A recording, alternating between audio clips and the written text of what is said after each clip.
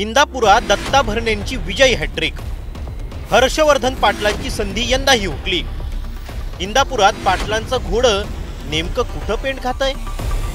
तर मंडळी, अशा पद्धतीने धनगर समाजाचे दत्ता भरणे तिसऱ्यांदा इंदापूरचे आमदार बनलेत। पण यावेळी विजयातील फरक अगदी स्पष्ट आहे, आणि तो म्हणजे मराठा समाजातील मतविभाजनामुळे हर्षवर्धन पाटलांचा पराभव झालाय। पवार गटाचे बंडखोर प्रवीण माने यांनी तब्बल 37,917 मतं घेतल्यानं दत्ता मामा भरणेंचा विजय सुकर बनला। दत्ता मामा भरणेंना 1,17,236 मतं, तर हर्षवर्धन पाटलांना 97,836 मतं पडली। मराठा मतांच्या विभागणीमुळे हर्षवर्धन पाटलांना 19,410 मतांच्या फरकाने पराभूत व्हावं लागलं। गेल्या वर्षी हाच फरक अवघ्या 3,000 मतांचा होता।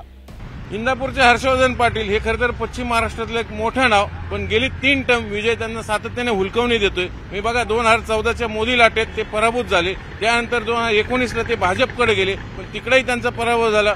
24ला पुन्हा ते शरद पवारांकडे आले, पण तिथेही त्यांचा दुर्दैवाने मतविभागणीमुळे पराभव झाला।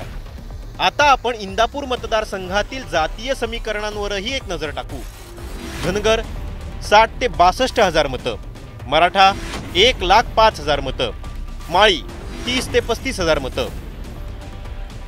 खरं तर वरील आकडेवारीवरून यावेळी हर्षवर्धन पाटलांचं पारडं तसं वरकरणी असल्याचं वाटत होतं, कारण त्यांच्या सोबत खुद्द शरद पवार होते।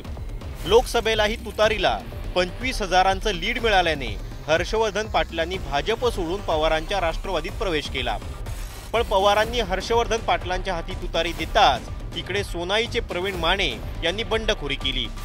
आपसुकच मराठा मतं विभागली गेली। परिणाम, दत्ता मामा भरणे पुन्हा आमदार बनले। आमच्या इंदापूर तालुक्याच्या जनतेने हा विजय विकासाच्या बाजूने दिलेला आहे।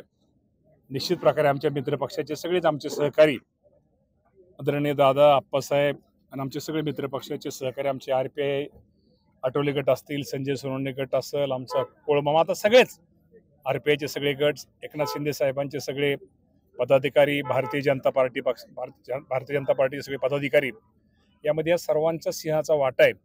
आणि या सर्वांनी एकत्रितरित्या चांगलं काम केलं आणि जनतेने पण विकासाला मत दिलं।